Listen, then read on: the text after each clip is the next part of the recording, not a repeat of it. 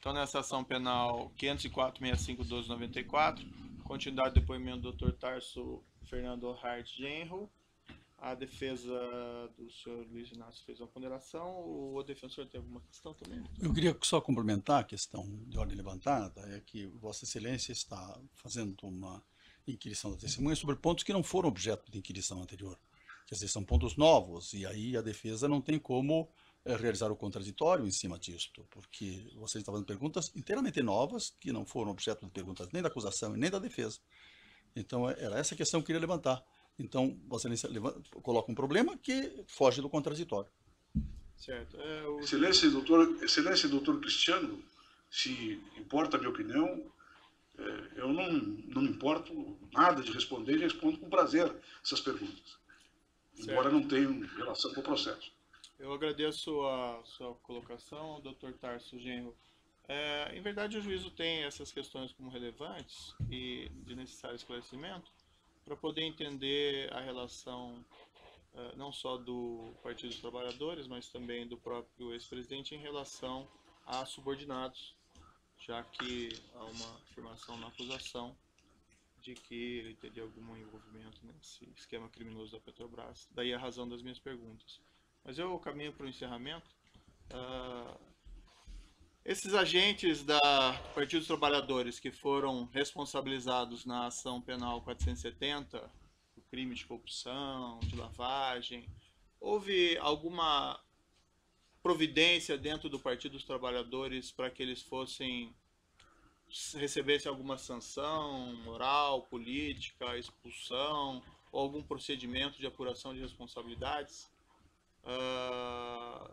Desde que o senhor assumiu o partido, não só no período que o senhor assumiu a presidência do partido, mas mesmo depois? Não, na oportunidade que eu assumi a presidência do partido, nós encaramos esta questão, naquele momento, como uma questão particular relacionada com essas pessoas, que estavam sendo apontadas naquela oportunidade pelo Ministério Público para serem processadas e julgadas, né, pelo Poder Judiciário. Nós tomamos essa questão, questões relacionadas com indivíduos que estavam assumindo determinadas responsabilidades no partido naquele momento. Depois, se o partido tomou ou não alguma atitude, eu não sei. Ou atitudes de apoio, ou atitudes de ajuda a esses companheiros, que deve ter ocorrido também por pessoas que tinham relações de amizade, relações de parentesco com elas, né? Agora, as normativas que o partido tirou a partir daquilo ali foram normativas muito claras, né? Para que nós tivéssemos uma preocupação nas campanhas eleitorais grandes com a questão da transparência, com a questão da arrecadação, com a questão da relação com os empresários, né? Para que o partido não se contaminasse com esses processos, que são processos tradicionais da política brasileira e que não dizem respeito somente ao Partido dos Trabalhadores. Fazem parte do sistema político e são integrados por todos os partidos. Se as pessoas levaram a termo, né, esta orientação ou não, bom, é uma questão que se refere à responsabilidade pessoal de cada um. Por exemplo, o ex-ministro José Dirceu, que foi condenado na ação penal 470 e também foi condenado agora no âmbito desses processos, o doutor tem conhecimento de alguma providência interna do Partido dos Trabalhadores em relação à situação dele? Ele ainda é filiado? Como fica a situação dele? Não, eu depois desses incidentes eu conversei uma vez só com o ministro José Dirceu. Nossas relações eram relações respeitosas dentro do partido, mas distantes. Nós tínhamos algumas controvérsias políticas, né, que se relacionavam, inclusive, com o projeto partidário que nós representávamos.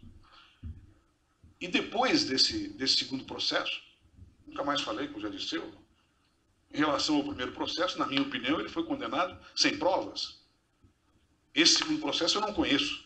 Não tenho nenhuma informação do que ocorreu em relação a essa empresa de assessoria e nem em relação às provas que foram juntadas para o seu novo processamento. No caso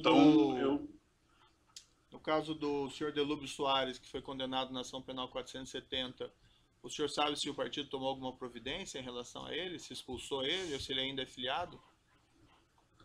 Que eu estou lembrado, o Delúbio se demitiu do partido.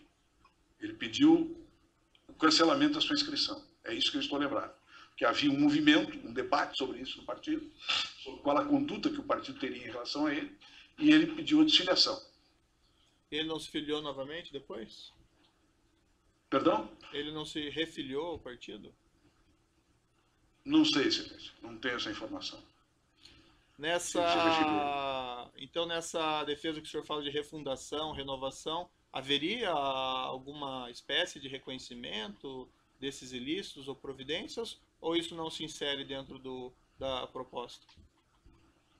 Eu publiquei vários textos sobre esta questão, públicos e dentro do partido, inclusive.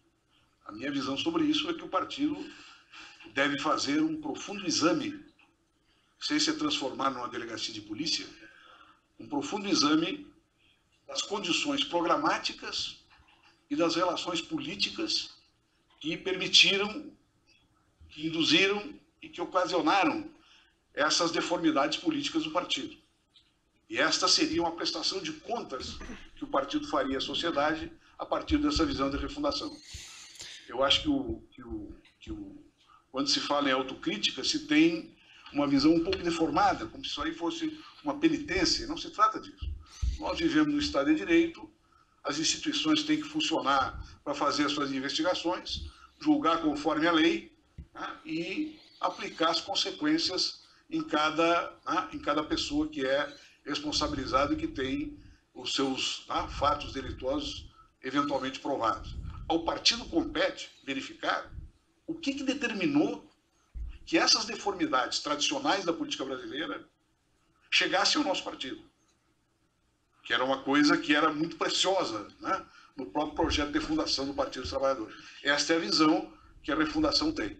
E examinar as condições que geraram isso, as condições programáticas, as relações de financiamento, a influência do financiamento dos nossos programas de governo, a influência direta ou indireta do financiamento, para que o partido pudesse prestar conta da sociedade e dizer onde é que foram os erros e por que foram removidos. Tá bom, eram essas questões do juízo. Então eu declaro encerrado o depoimento do Dr. Tarso Genro. Pode interromper a gravação. Dr. Tarso, agradeço